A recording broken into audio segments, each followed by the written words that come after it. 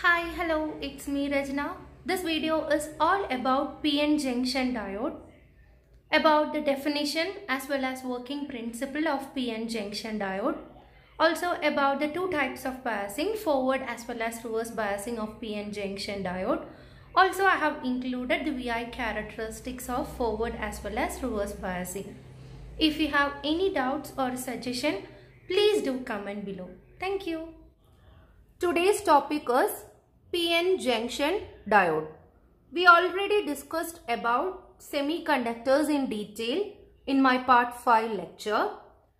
That is, there are two types of semiconductors. One is intrinsic semiconductors and second one is extrinsic semiconductor. Pure form of semiconductors are intrinsic semiconductor. If we add some impurity to this intrinsic semiconductor, it forms extrinsic semiconductor. And extrinsic semiconductors are of two types. One is p-type and the other one is n-type. If we add pentavalent impurities, that is 15th group elements, it forms n-type semiconductor. And if you are adding trivalent impurities, that is 13th group of elements, it will form p-type semiconductor. In p-type semiconductor, holes are majority charge carriers and electrons are minority charge carriers. And in n-type semiconductor, electrons are majority carriers and holes are minority carriers. If we dope the silicon crystal in such a way that with one side using p-type impurity and the other side using n-type impurity, we can convert this silicon crystal into PN junction. And the junction is the border where the p-type and n-type region meets. This isolation is formed between these two regions, which creates a junction. And this silicon crystal with p and n impurity is also known as a diode, since the p-type and n-type act as two electrodes. The p region as well as n region act as two electrodes. It is also known as a diode. Since the p-type consists of majority carriers, holes, and the tendency of holes is to accept an electron. So each circle negative sign indicates the acceptor ion with holes as majority carriers. And this p-type region, which forms anode, act as a positive terminal. And in the n-type, majority carriers are electrons, and electrons' behavior is to donate. So each circle positive sign indicates donor ion with electrons, and this side forms the cathode, which act as negative terminal. Next, we'll see the working of PN junction diode. Due to doping, there are large number of electrons in n side and only very few holes will be there in the n side. That is, here electrons are majority carriers and holes are minority carriers in n side. Likewise, in p side, the majority carriers are holes and electrons are the minority carriers. And when the p and n are joined, electrons from n side, that is majority carriers, here are electrons. So electrons from this n region starts diffusing towards the p side and recombines with the holes and becomes free carriers. And this process is known as diffusion. And this process continues for some time but takes place only near the junction. That is, these electrons will only diffuse with these holes, because for these electrons, that is,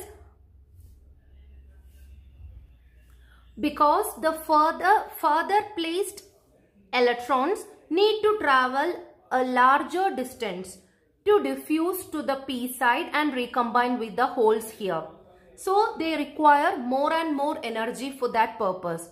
We need to supply extra energy for that.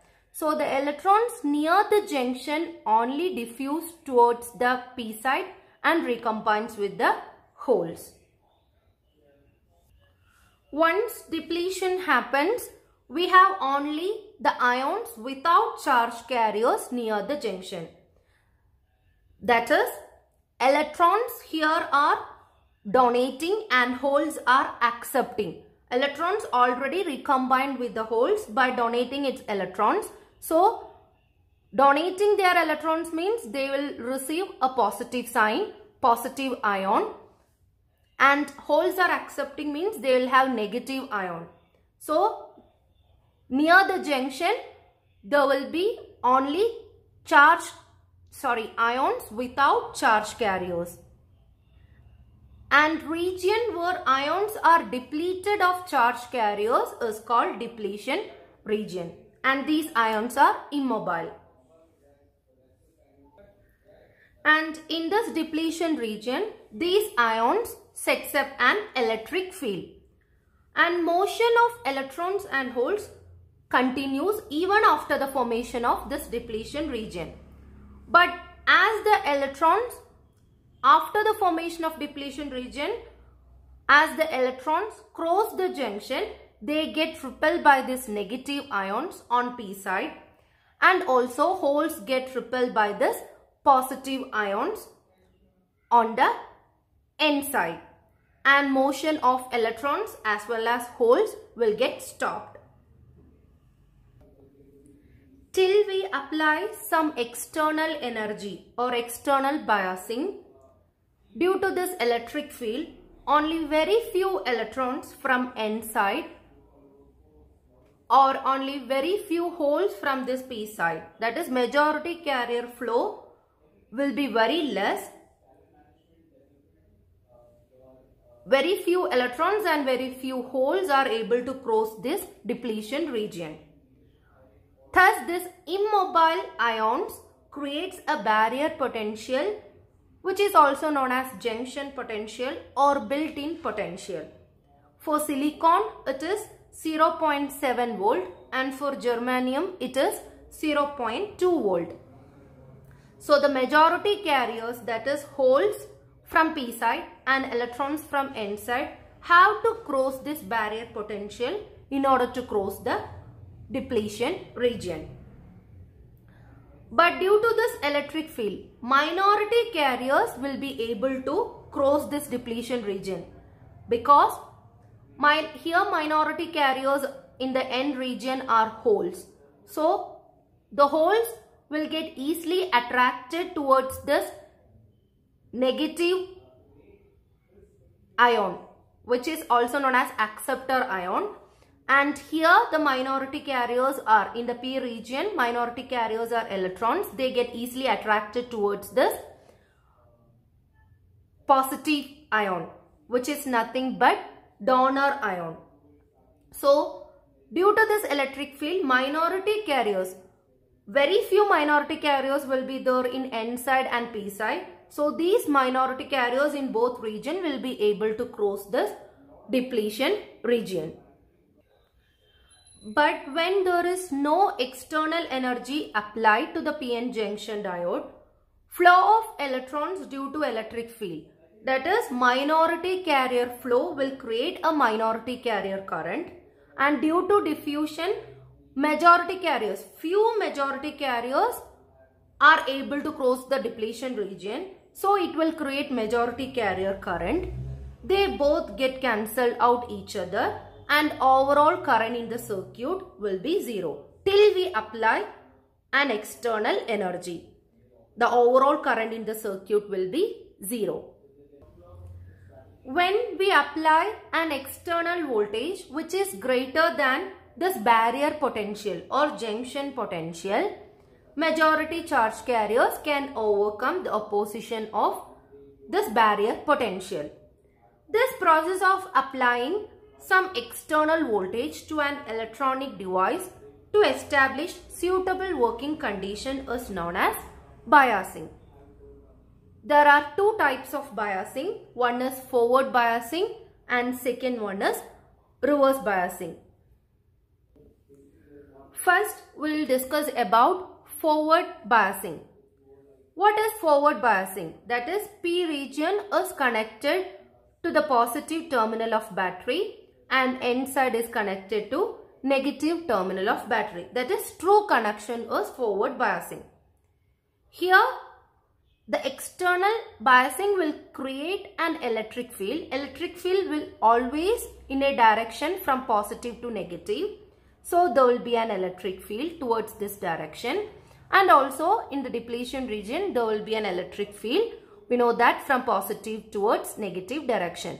Here from positive to negative, from positive to negative. Both are in different direction.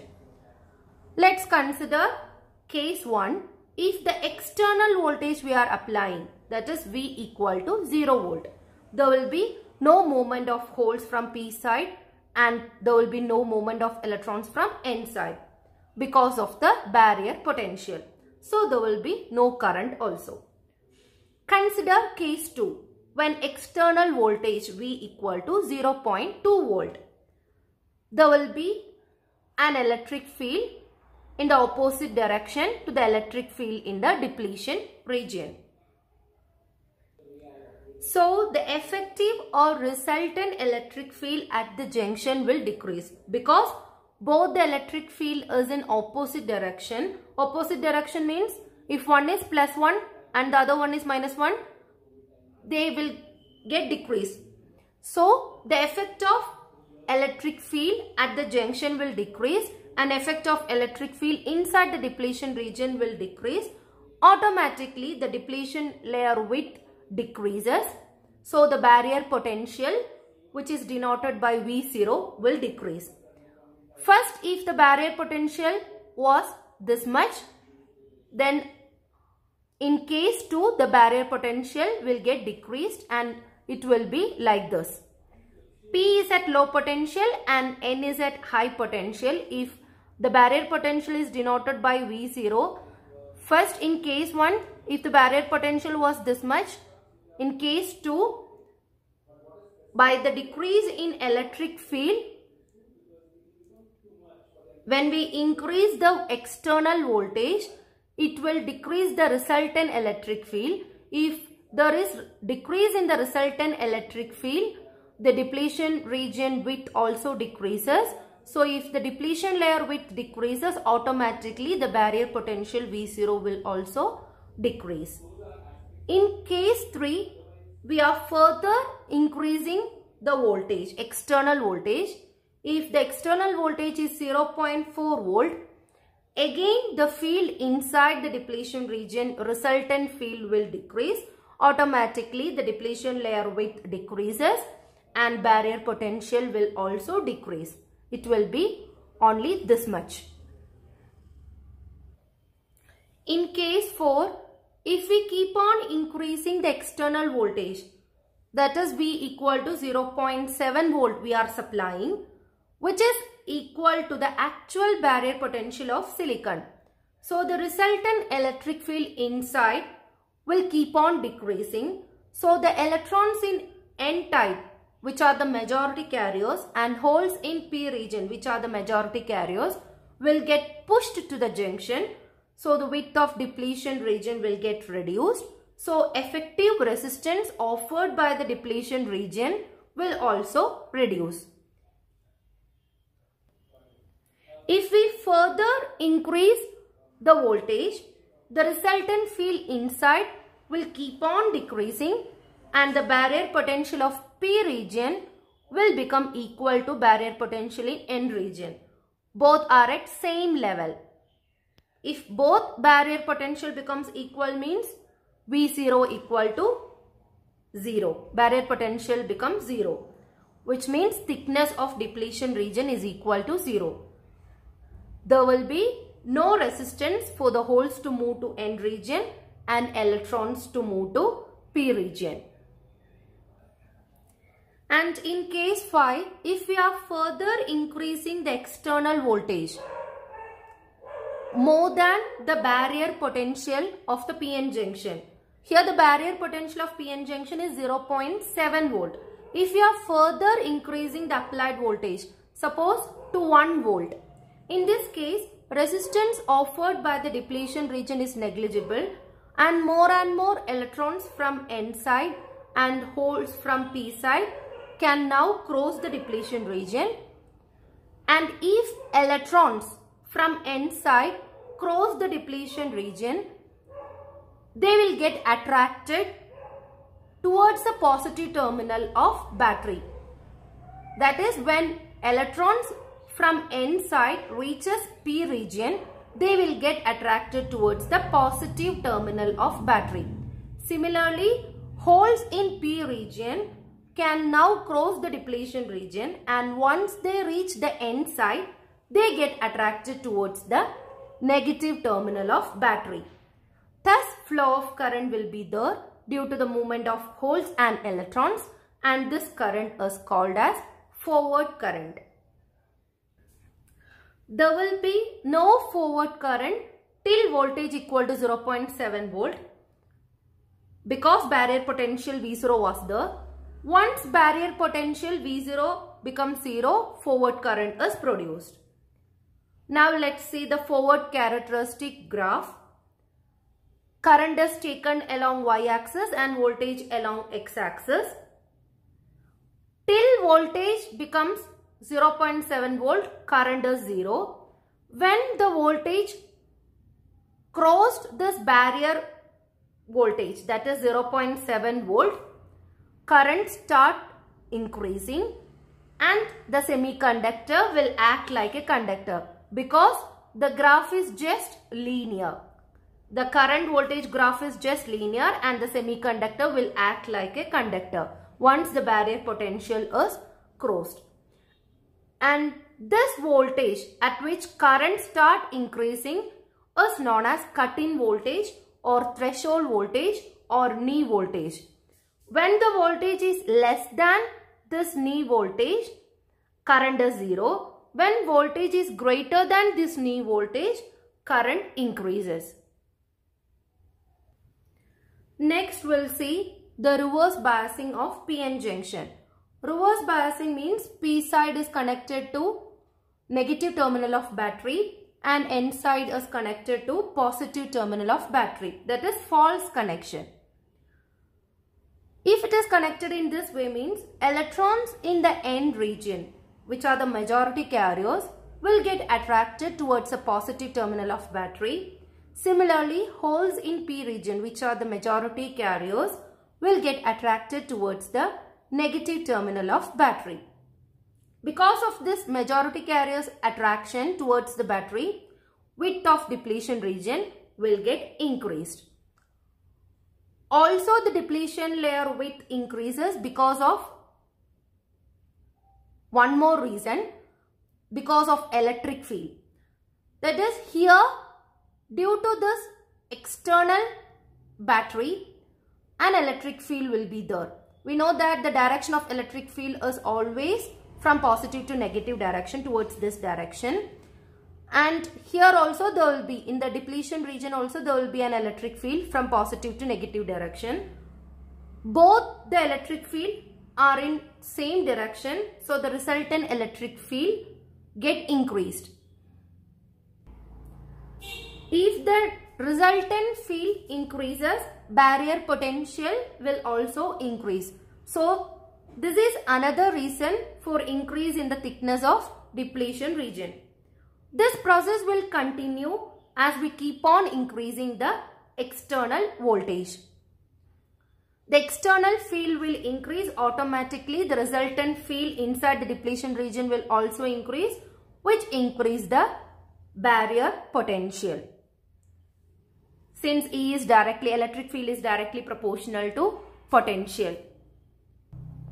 So the holes in P region and electrons in N region, because of this increase in barrier potential, will never ever go to the respective regions. So there will be no current flow due to majority carriers. But in this case, the minority carriers here in the N region get repelled by this positive terminal of battery. In the N region, minority carriers are holes. Holes are virtually positive. So they get repelled by this positive terminal of battery and will be able to cross this depletion region due to the built-in electric field, and holes reaching the P region get attracted towards the negative terminal of battery. Similarly, the minority carriers here in the P side, that is electrons are the minority carriers. Electrons are virtually negative. So they get repelled by this negative terminal of battery and they cross this depletion region, depletion layer, and reaching the end side gets attracted towards the positive terminal of battery. Thus, there will be a very small amount of current due to this minority charge carriers. If we keep on increasing the reverse bias voltage, suppose voltage equal to 0.6 volt, difference in potential is going to get further increased. That is, barrier potential is further increased. So the holes in N region, which are the minority carriers, and electrons are the minority carriers in P region. So the holes in N region can easily slide down towards P region as we further increase the reverse bias voltage. As we keep on increasing the reverse bias voltage, the kinetic energy of minority charge carriers will increase and easily these holes in N side, which are the minority carriers, can slide down towards the P side. But whatever voltage we apply, till a particular value of voltage, the current due to the minority carriers will be a constant value, will remain at a constant value, very low value, which is in the microampere range. That is, whatever voltage we give, the current due to minority charge carriers will remain constant at a very low value, that is in the microampere range. If we further increase the reverse bias voltage, suppose consider it as 1 volt, the kinetic energy will become very high, that they knock out the electrons present in the covalent bond of the semiconductor, which breaks the covalent bond and creates more and more electrons, and they start to move across the junction. All of a sudden, lot of minority carriers reaches the depletion region and suddenly diode conducts heavily. That is, all of a sudden at this particular value of reverse voltage, current will increase and becomes maximum. This particular point of voltage at which this happens is called breakdown voltage, which is denoted by VB. This is the VI characteristics of reverse biasing.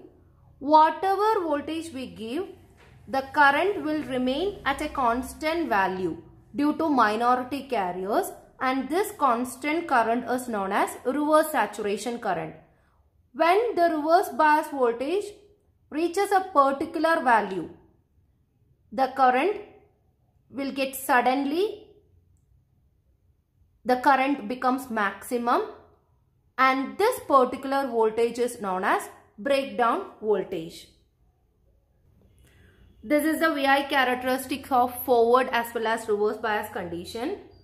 During forward bias condition, whatever voltage we give, current is 0. When it reaches a particular value of voltage, current start to increase, and this current voltage relationship is linear and the semiconductor acts as a conductor.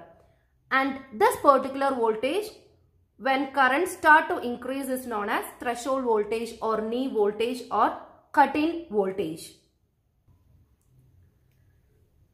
During reverse bias condition, whatever voltage we apply will get a small value of current in microamp range. Here in forward bias condition, current is in milliamp range. Microamp means 10 raised to minus 6 and milliamp means 10 raised to minus 3. So in reverse bias condition, whatever voltage we apply will get a small value of current, which is known as reverse saturation current, constant current, And when the reverse bias voltage reaches a particular voltage known as breakdown voltage, currents start to rise up. Current becomes maximum.